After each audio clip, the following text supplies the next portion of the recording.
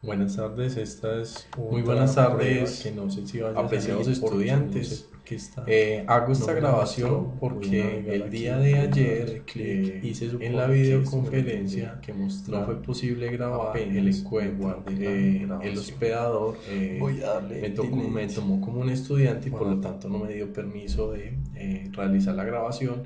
Y como muchos de ustedes se quedaron sin poder asistir al encuentro, pues me tomo, digamos, la tarea de hacer un breve resumen de las cosas que conversamos el día de ayer y hablar acerca del fruto uno para que ustedes, digamos, a través de esta grabación tengan una mayor claridad acerca de lo que ha sido, de lo que va a ser el desarrollo de este ejercicio, de este fruto 2. Entonces, lo primero es que nosotros entramos a conversar acerca de lo que era básicamente el marco teórico, ¿sí? Como ustedes lo saben, el marco teórico es ese instrumento, esa sección del proyecto de investigación que nos va a ayudar a aclarar la terminología del marco de la investigación. ¿Sí? Nosotros en este segundo objeto de aprendizaje hemos visto varias secciones, ¿sí?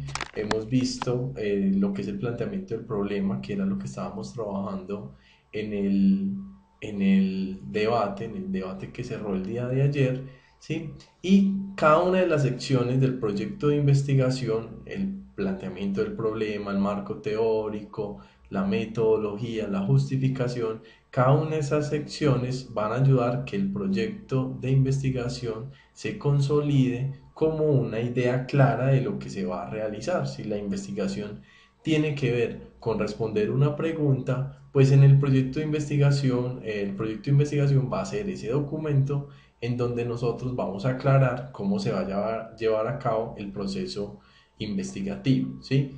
Cada una de esas partes del proyecto de investigación va a tener una funcionalidad muy específica. Por ejemplo, en el planteamiento del problema, nosotros básicamente lo que vamos a describir es la situación que genera el interrogante.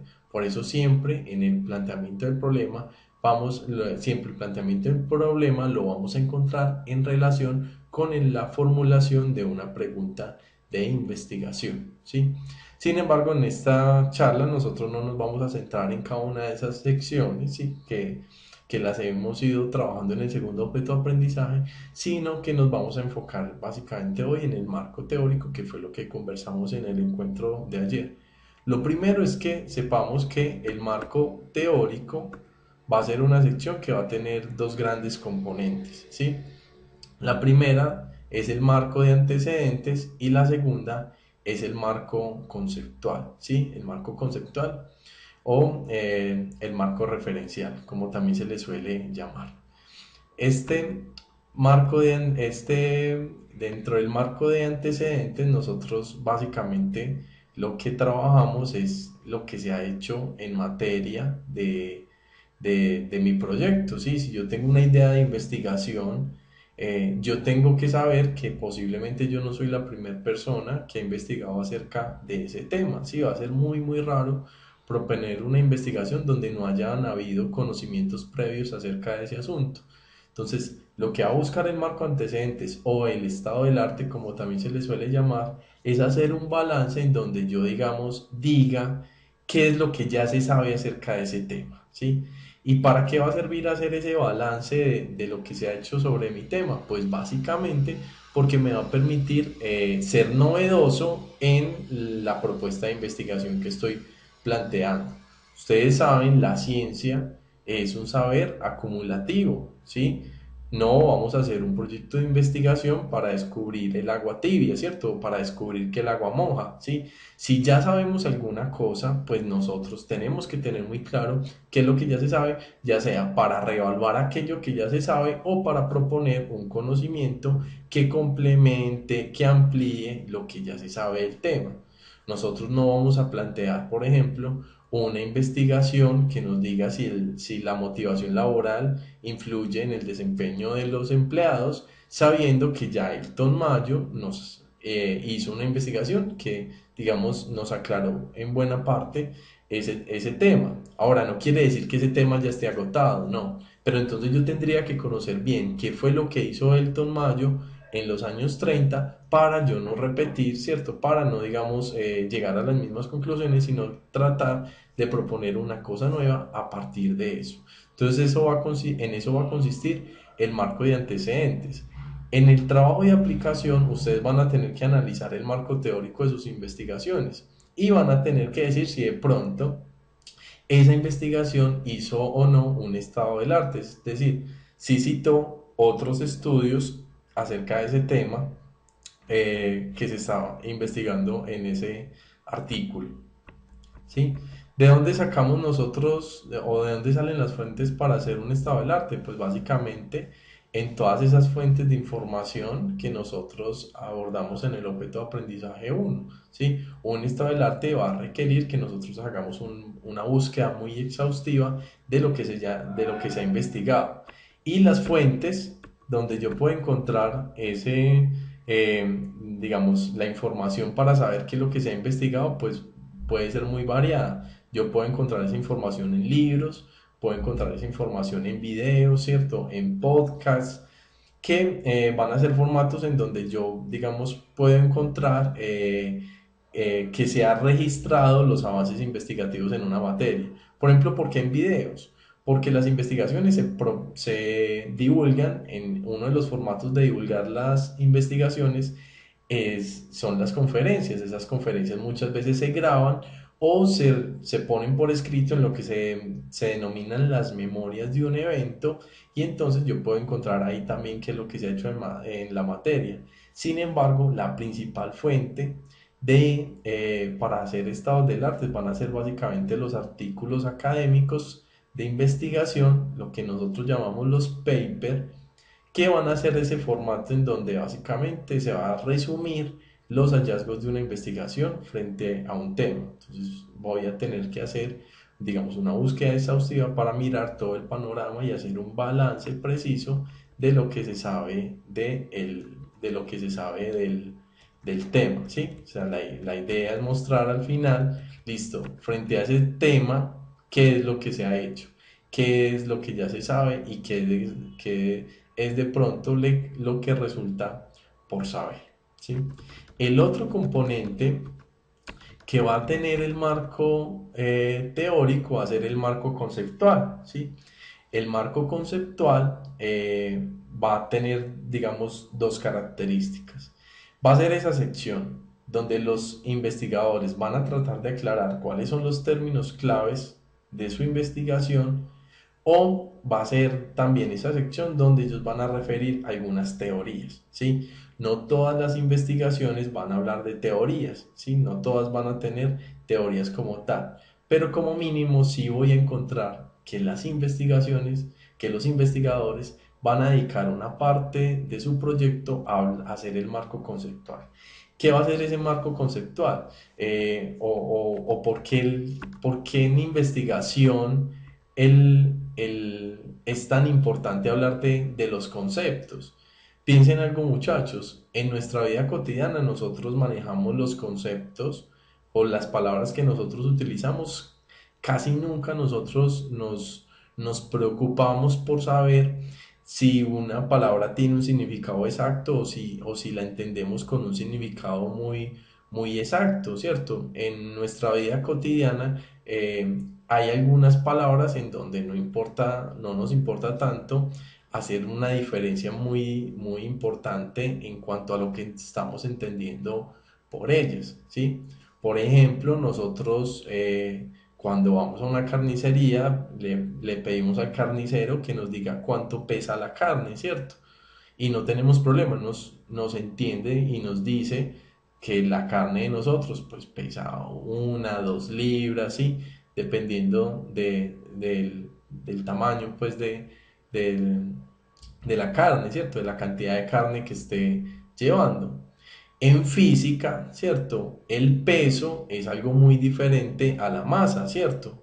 Entonces, mientras el peso se mide en newtons o porque está en relación con la fuerza, la masa se mide en gramos, en kilogramos, en libra Y para un físico esa distinción es muy importante. En nuestra vida cotidiana esa distinción no es tan importante, ¿sí? Entonces, en la investigación va a ser muy importante hablar de los conceptos porque los conceptos van a ser esos términos que nos van a permitir referirnos a la realidad.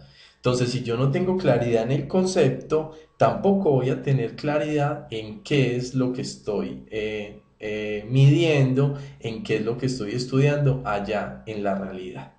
Piensen ustedes nomás, muchachos, en un contador que tuviera ambigüedades conceptuales, que no tuviera muy claro, por ejemplo, la diferencia entre lo que es un activo y lo que es un pasivo. Cuando va a ir a hacer el balance, cuando va a ir a sumar, cuando va a ir a hacer las operaciones, pues obviamente esas operaciones le van a dar mal porque no tiene la suficiente claridad conceptual. Esos términos que él maneja, esos términos que son claves para su saber, los tiene que tener suficientemente claros para que a su vez él sea preciso en el desarrollo metodológico que hace en el día a día de su profesión. Entonces, en la investigación los conceptos no se pueden manejar con ambigüedad, se dedica una sección a hablar específicamente de los conceptos que van a fundamentar la investigación y nos van a ayudar a que el conocimiento que desarrollemos con base en con base en estos conceptos, pues sea lo más riguroso posible, ¿cierto? Y lo más preciso posible. Entonces, resumiendo, el marco teórico, el marco conceptual, va a ser esa sección donde los investigadores van a aclarar cuáles son los conceptos claves y qué es lo que están entendiendo por esos conceptos claves. Ahora bien, estos conceptos o los conceptos que se manejan en ámbitos especializados de una disciplina, de un campo de conocimiento, no son las definiciones del diccionario, ¿sí? No las voy a encontrar en el diccionario porque son definiciones muy elaboradas. Piensen ustedes, por ejemplo, en este concepto que es el de ventaja competitiva. El concepto de ventaja competitiva yo no lo voy a encontrar en el diccionario.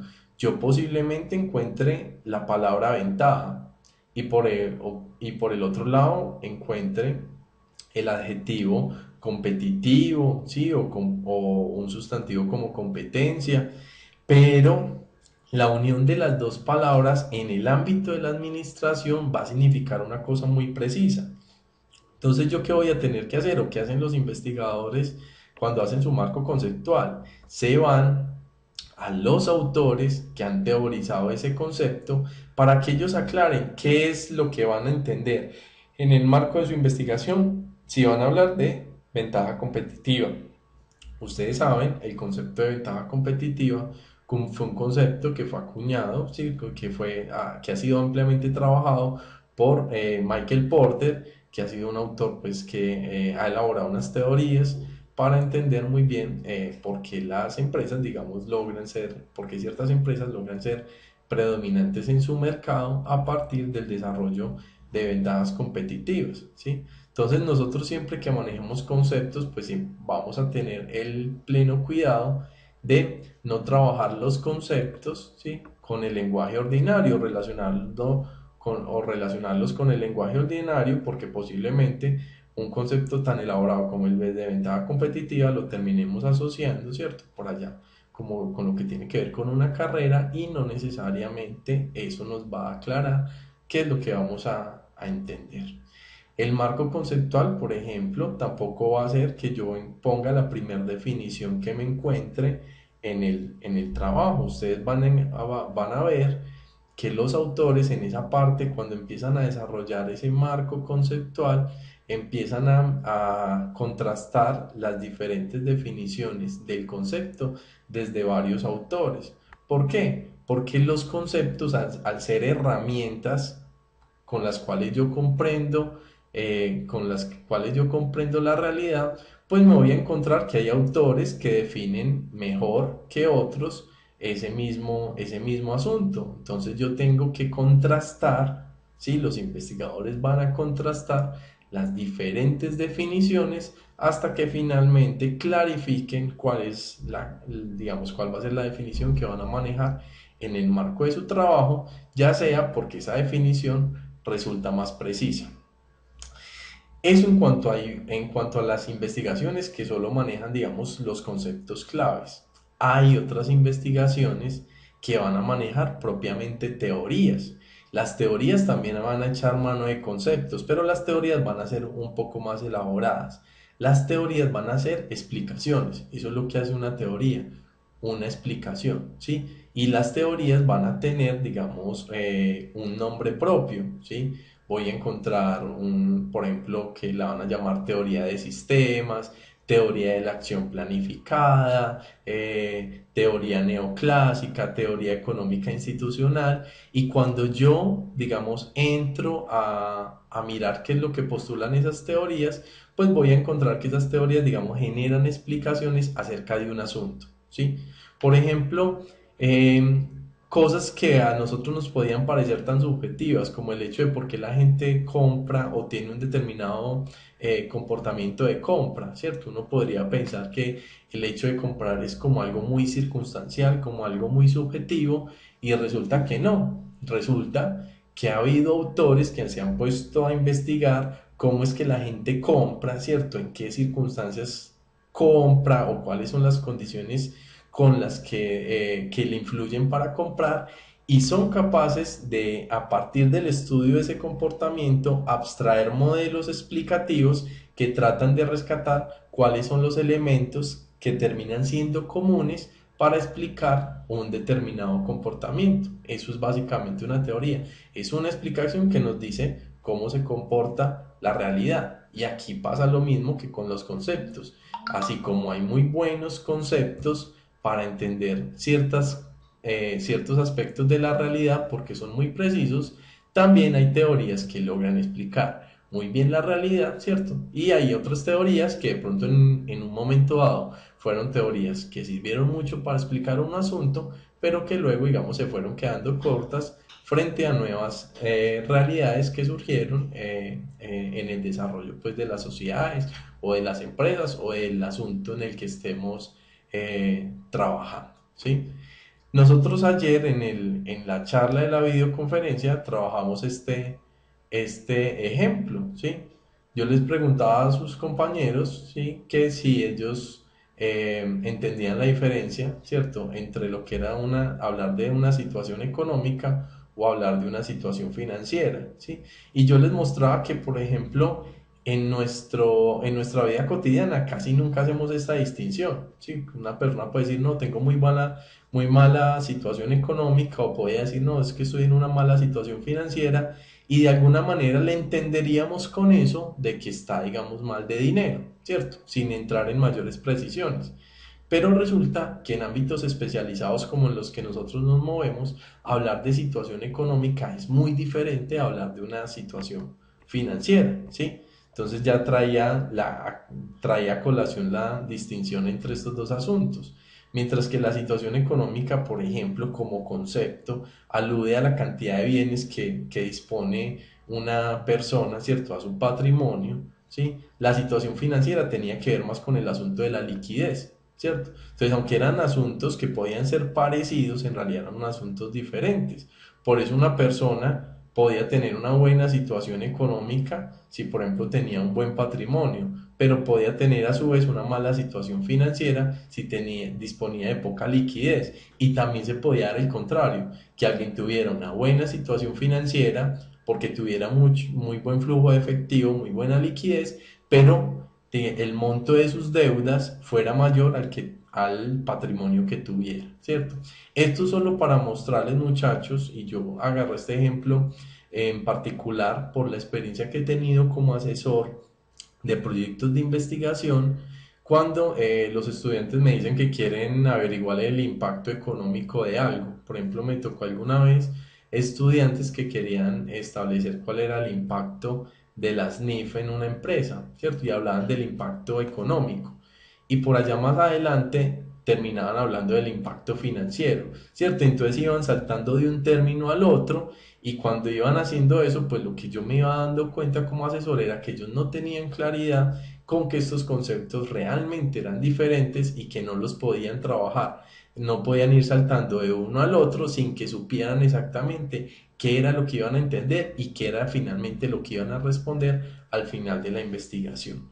Esto es muy importante, chicos, y va a ser uno de los puntos que ustedes tienen que cumplir en el fruto, porque si un investigador tiene problemas en sus conceptos, si tiene ambigüedades, si el concepto no es lo suficientemente claro, entonces esas ambigüedades también se van a traducir, ¿cierto?, en la forma como recoge la información, en la metodología, ¿sí?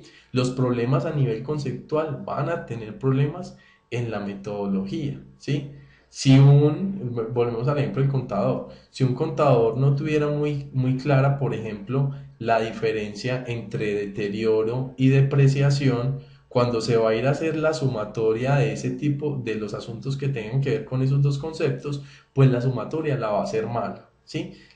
El marco teórico va a ayudar o va a fundamentar el desarrollo metodológico como tal que se va a hacer dentro de la investigación. Curiosamente, chicos, y les digo, ustedes van a tener que hacer un marco teórico cuando hagan su trabajo de grado, sea la modalidad que escojan. La gente asocia como que el marco teórico es como una especie de relleno del trabajo y lo que es propiamente el trabajo es esa parte de eso y resulta que no. Si tú no tienes claro desde dónde te estás parando para analizar una determinada situación, pues tampoco vas a poder aclararlo ya cuando estés recogiendo la información, ya cuando estés elaborando el informe de aquello que descubriste o de aquella realidad que terminaste interviniendo, ¿sí? Si yo quiero hacer un plan de fortalecimiento para mejorar la situación económica y después termino haciendo el plan de fortalecimiento con respecto a la parte financiera, ¿cierto? Sin haber tenido en cuenta si estaba apuntándole a las mismas cosas que había dicho desde mi marco conceptual. Entonces, este fruto 2 que ustedes van a realizar, pues va a estar muy enfocado a que ustedes puedan mirar a través de estas investigaciones cómo es que los autores se dan la tarea de definir o aclarar cuáles son los conceptos claves o las teorías claves que van a fundamentar o que van a estar orientando la investigación que se están proponiendo hacer. Entonces, dicho esto, quiero mostrarles o explicarles paso a paso el desarrollo del fruto, el desarrollo del fruto para que ustedes, digamos, tengan, digamos, mayor claridad de eso. Recuerden que este fruto se va a hacer con base en dos investigaciones que ustedes cojan desde de las 6. Ojo porque algunos de los grupos tenían muchos artículos que no eran de investigación, entonces no leyeron bien los parámetros en los que había que fijarse para uno garantizar que fueran artículos de investigación. En todo caso, yo les hice la aclaración en la realimentación que les hice del fruto. Ustedes van a escoger dos investigaciones, ¿cierto? Y a cada una de esas investigaciones le van a hacer un mapa conceptual, ¿sí? ¿Cómo así? Yo tomo la investigación, una de las investigaciones, y miro cuáles fueron los conceptos que trabajaron los autores, ¿sí? Pilas con esto, generalmente los conceptos claves, no todos, pero generalmente los claves también van a estar mencionados en el título. Si yo tengo una investigación que se llama la relación entre motivación y satisfacción laboral en el caso de unas maquiladoras de México, ¿sí? Con seguridad, chicos, que esos autores iban a trabajar ese tema, como mínimo, trataron de definir qué era motivación laboral y qué era satisfacción laboral. Entonces, la idea es que ustedes muestren cuáles fueron esos conceptos claves o las teorías que ellos mencionaron, teniendo presente que las teorías se las van a poner con nombre propio. Siempre se van a llamar teoría de la acción planificada, teoría del triángulo invertido, teoría XY, teoría de general de sistemas, ¿sí? Sí, también las mencionan, ¿sí? Y entonces la idea es que ustedes en un esquema representen cuáles fueron los conceptos que trabajaron los autores o las teorías, es decir, este artículo, y pueden poner el nombre del artículo, trabajó el concepto de motivación laboral, desempeño laboral, rendimiento laboral, ¿sí? Pero también trabajó esta teoría propuesta por tales autores, ¿sí? Y traten de ustedes de resumir solo lo que tiene que ver con el marco conceptual, ¿sí? La idea es que ustedes hagan un mapa conceptual por cada una de las investigaciones y luego traten de establecer como una comparación entre cuáles fueron las similitudes y diferencias de la forma como ambas investigaciones construyeron ese marco conceptual, ¿sí? Por decir algo, esta investigación utilizó muy pocos conceptos, esta sí trató de definir una buena cantidad de conceptos, esta investigación no trabajó teorías, esta trabajó teorías, y traten de ustedes identificar similitudes y diferencias en la forma en que construyeron su marco teórico. Para esto es fundamental, muchachos, y eso sí lo tienen que tener muy claro, es que es un marco teórico. Es decir, no se queden solo con lo que yo les charlo aquí, no se queden solo con lo de las cartillas. Yo les incluí ahí en el fruto un documento muy importante que les explica lo que es un marco teórico y ahí van a tener unos mejores referentes para poder hacer esta investigación. Por último, este fruto va a tener un tercer punto que va a ser el que más les va a requerir capacidad de análisis y va a ser que ustedes ahí digan si hay una relación entre el marco teórico y la metodología. Porque recuerden, si yo les había dicho hace un momento que si yo tenía imprecisiones en los conceptos, esas imprecisiones se me iban a traducir también en el desarrollo metodológico, ¿sí? Entonces, con eso lo que les quiero decir es que la gracia de hacer un marco teórico es que se refleje en la metodología. Entonces, si por ejemplo, eh, una investigación trabajó el tema de satisfacción laboral y decir que la satisfacción laboral la definieron como que una persona estaba satisfecha con su salario, estaba satisfecha con su empleo por la realización personal y estaba en relación con que ese cargo que desempeñaba estaba de acuerdo con su formación, con la formación que hubiera tenido. Vamos a suponer que la definieron en relación con esos aspectos. Entonces, en la metodología, si ellos se propusieron averiguar sobre ese asunto, uno supondría que las preguntas que hicieron estuvieran enfocadas a los asuntos con base en los cuales habían definido el concepto clave de esa investigación. Entonces traten de responder si logran ver en el desarrollo metodológico de la investigación la relación entre el marco teórico y la metodología como tal, ¿sí? Por último, en este fruto, yo les dejé aquí un ejemplo de un fruto 2 ya desarrollado de unos estudiantes muy aplicados que tuve en periodos pasados y que hicieron, digamos, un desarrollo, digamos, muy juicioso acerca de esta actividad para que ustedes tengan mejores referentes de cómo hacerla.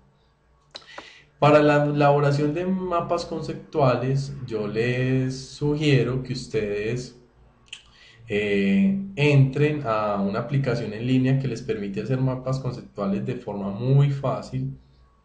Esa aplicación se llama CMapCloud y básicamente es un programa para hacer mapas conceptuales. Entonces, ustedes le dan CMapCloud en Google, entran, ¿sí? Y se registran, se tienen que registrar con su correo y le dan clic aquí en donde dice Start, ¿sí? Aquí este me había sacado, voy a digitar nuevamente mi clave para que me deje entrar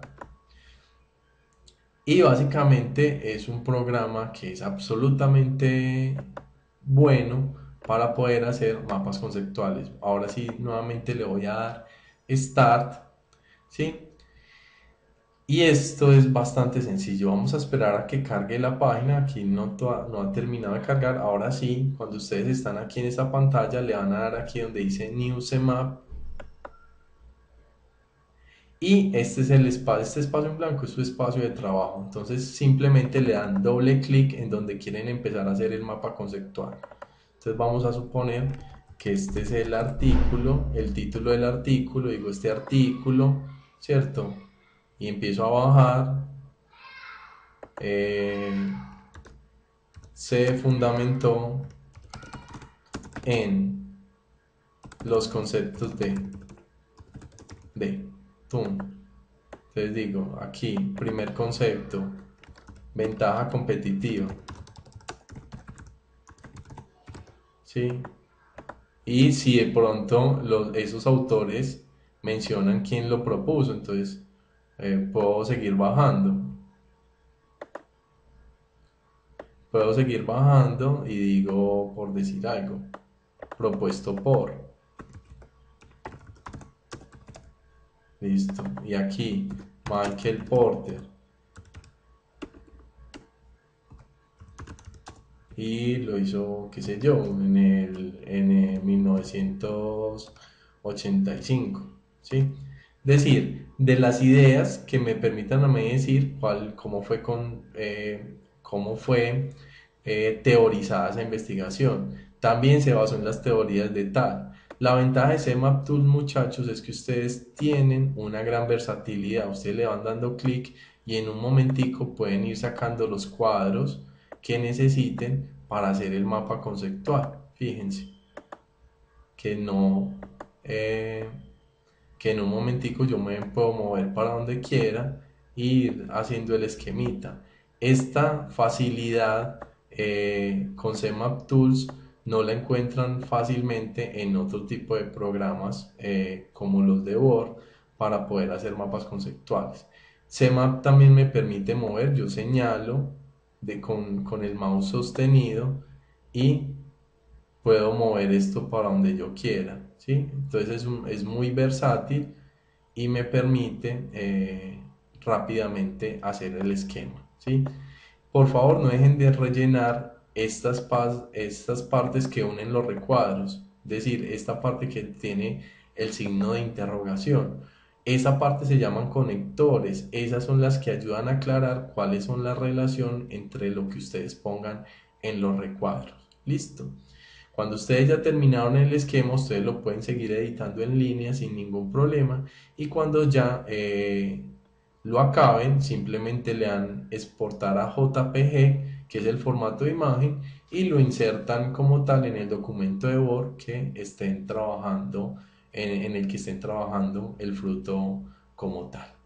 Esto, chicos, es básicamente lo que ustedes deben realizar en el fruto 2. Espero haberles aclarado un poco más con esta grabación el ejercicio y les digo que este fruto 2 quedó para el día martes. Se los prolongué un día más para que tengan tiempo de realizarlo y bueno, también tengan un poquito de tiempo para descansar en este puente. Por lo demás, chicos, espero que hoy que van a presentar su examen les vaya muy muy bien y cualquier cosa estaré atento a sus inquietudes. Hasta luego.